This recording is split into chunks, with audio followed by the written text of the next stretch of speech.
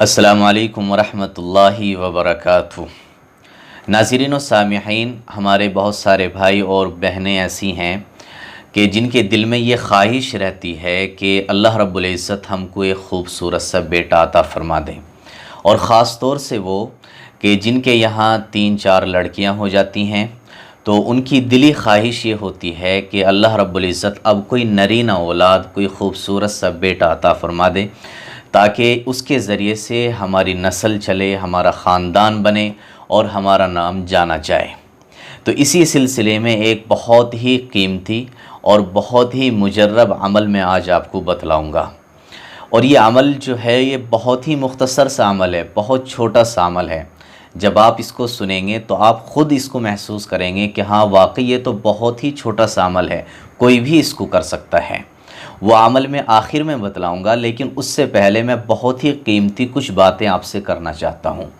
वो बहुत ज़रूरी बातें हैं और बहुत ही अच्छी बातें हैं, उनको ज़रूर गौर से सुनें और फिर आखिर में आपको जो मैं अमल बतलाऊँगा उस अमल को उसी तरीके से करें जिस तरीके से मैं आपको बतलाऊँ।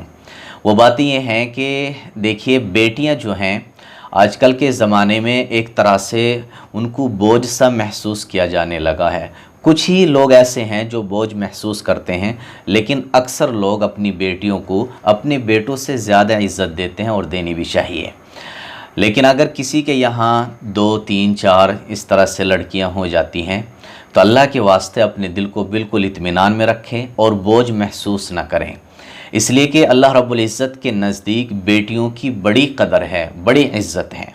और इसका पता हमें ख़ुद कुरान करीम की एक तरतीब से चलता है कि अल्लाह रब्बुल इज़्ज़त ने जहाँ बेटियों का और बेटों का तज़किरा किया है, तो पहले बेटियों का ज़िक्र किया है कुरान करीम के अंदर, और उसके बाद जो है फिर बेटों का ज़िक्र किया है। अल्लाह ताला फरमाते हैं यहबु लिमन यशाउ इनासा व यहबु लिमन यशाउ ज़ुकूर, कि अल्लाह ताला जिसे चाहते हैं बेटियां अता करते हैं और जिसे चाहते हैं बेटे अता करते हैं।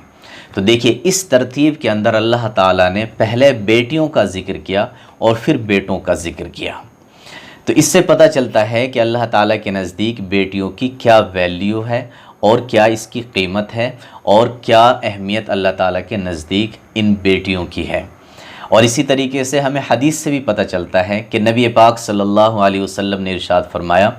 कि जो शख्स अपनी बेटी की परवरिश करता है, उसको अच्छे संस्कार देता है, उसकी तरबियत करता है, उसके अखलाक बनाता है, संवारता है, यानी अच्छी तरीके से उसकी देख रेख करता है और फिर अच्छे घराने में उसकी शादी करता है, तो अल्लाह रब्बुल इज़्ज़त उसको जन्नत अता करते हैं। तो ख़ुद नबी पाक सल्लल्लाहु अलैहि वसल्लम ने भी बेटियों की ये फ़जीलत ज़िक्र की है। तो इसलिए बिल्कुल भी हमें गमज़दा नहीं होना चाहिए। अगर अल्लाह रब्बुल इज़्ज़त ने हमें बेटी अता की है तो अपने दिल पर किसी तरह का बोझ महसूस नहीं करना चाहिए और उनको अल्लाह ताला की अता करदा एक बहुत बड़ी रहमत अपने लिए समझना चाहिए।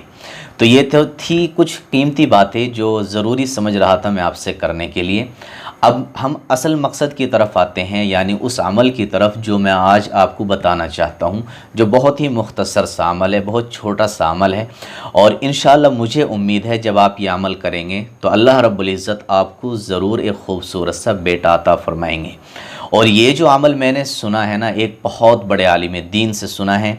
जो इस वक्त मक्का मुअज़्ज़मा के अंदर दर्स दे रहे हैं। तो बहुत बड़े आलिम दीन हैं, लोग उनको सुनते हैं, उनसे मोहब्बत करते हैं, उनकी नवाज़ो नसीहत सुनते हैं, उनके दर्स में शरीक होते हैं। तो बहुत अच्छे आलिम दीन हैं और उनसे मैंने ये अमल सुना है। तो वो ज़िक्र करते हैं कि अगर कोई शख्स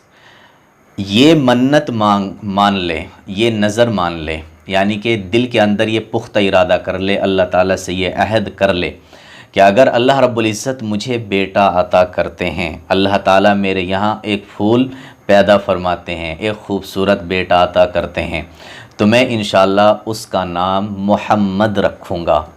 ये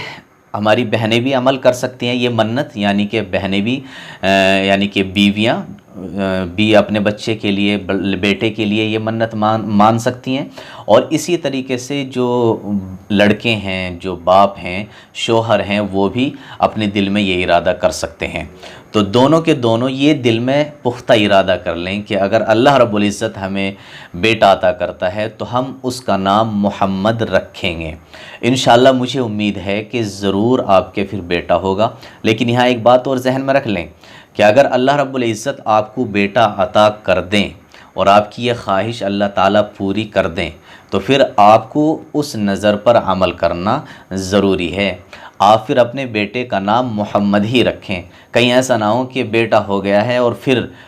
وہی اپنے سوچنے لگے کہ کیا نام رکھا جائے اور ادھر ادھر کا کوئی نام رکھ دے۔ نہیں، پھر آپ کو اس کا نام محمد ہی رکھنا ضروری ہے، اس لیے کہ جب کوئی نظر اور منت مانی جاتی ہے تو پھر اس کا پورا کرنا ضروری ہوتا ہے۔ اور اسی کے سلسلے میں ایک بہت اچھی بات بھی آپ کو بتلاتا ہوں کہ ایک شاگرد تھے اور وہ تلاوت فرما رہے تھے، پڑھ رہے تھے کسی کتاب کو اپنے استاذ کے سامنے، تو ایک سند آئی۔ سند کسے کہتے ہیں؟ سند کہتے ہیں کہ جیسے کہ حدیثوں کی سند ہوتی ہے کہ ایک شخص نے ایک بات ایک شخص سے سنی، اس نے دوسرے سے سنی، اس نے تیسرے سے سنی، اوپر تک ایسے جو جاتی ہے، جو سلسلہ جاتا ہے، اس کو سند کہتے ہیں۔ تو پڑھتے پڑھتے ایک سند آئی جس میں جو سند یہ تھی کہ محمد ابن محمد ابن محمد ابن محمد، یعنی کہ بیٹے کا نام بھی محمد، باپ کا نام بھی محمد، دادا کا نام بھی محمد، پردادا کا نام بھی محمد، اوپر تک کئی سلسلوں تک نام سب کا محمد ہی تھا۔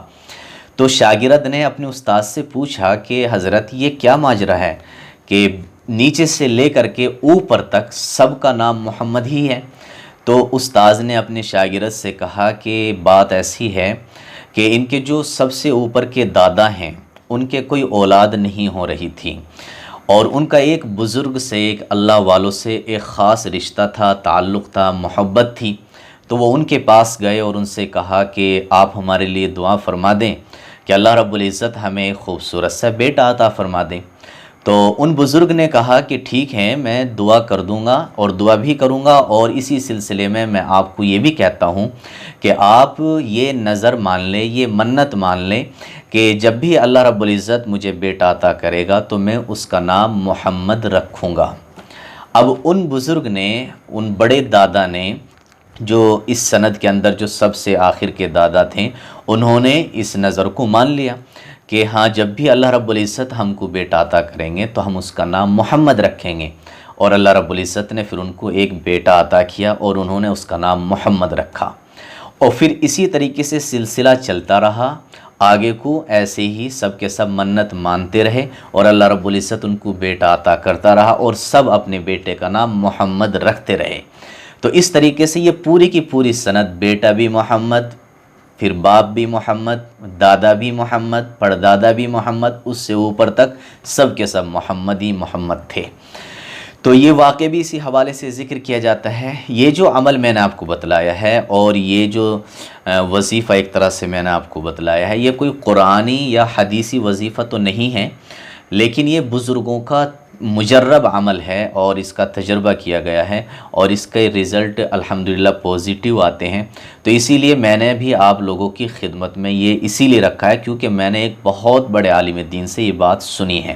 کوئی ایسے چھوٹے موٹے عالم سے نہیں بلکہ بہت بڑے عالم دین سے، جو مکہ معظمہ کے اندر بیٹھ کر کے درس دیتے ہیں، ان کی زبان سے میں نے یہ عمل سنا ہے۔ تو آپ اس کو کیجئے، بہت مختصر سا ہے، میں نے کہا تھا نا کہ بہت ہی چھوٹا سا عمل ہے، آپ خود محسوس کریں گے اور آپ خود کہیں گے کہ ہاں واقعی تو بالکل چھوٹی سی بات ہے، کہ صرف دل کے اندر آپ کو یہ ارادہ کرنا ہے کہ اگر اللہ رب العزت ہم کو بیٹا عطا کر دے تو ہم اس کا نام محمد رکھیں گے، اور محمد تو سارے ناموں میں سب سے اعلیٰ اور افضل نام ہے، حضور صلی اللہ علیہ وسلم کا نام ہے، تو اتنا خوبصورت نام بھی ہے، نام رکھنے میں بھی کوئی حرج نہیں ہے۔ اور دوسری بات، آپ جب یہ منت مان لیں گے تو انشاءاللہ اللہ رب العزت آپ کو آپ کی جو خواہش ہے اس کو پورا فرما دیں گے، اور پھر آپ کو ایک خوبصورت انشاءاللہ اللہ نے چاہا بیٹا عطا فرمائیں گے۔ لیکن میں پھر آخر میں آپ سے کہتا ہوں کہ اس بیٹے کا نام آپ ضرور محمد ہی رکھیے گا، کہیں ایسا نہ ہو کہ بعد میں چل کر پھر آپ کا ارادہ بدلیں اور آپ محمد کی جگہ کچھ اور نام رکھنے لگیں اور پھر کسی بڑے حادثے کا آپ شکار ہو جائیں، اللہ نہ کرے۔ اس لیے اپنی نظر کو پورا ضرور کیجیے گا۔ امید کرتا ہوں کہ آپ اس بات کو اچھی طرح سے سمجھ گئے ہوں گے۔ اور آخر میں آپ سے درخواست کرتا ہوں کہ اگر آپ نے ہمارے اس یوٹیوب چینل کو سبسکرائب نہیں کیا تو ضرور سبسکرائب کر لیں، ویڈیو کو شیئر ضرور کریں تاکہ ہمارے وہ بھائی اور بہنیں جنہیں اس چیز کی خواہش ہے، ضرورت ہے، وہ بھی اپنی ضرورت کو اس کے ذریعے سے اللہ رب العزت سے پورا کرا سکیں۔ السلام علیکم ورحمۃ اللہ وبرکاتہ۔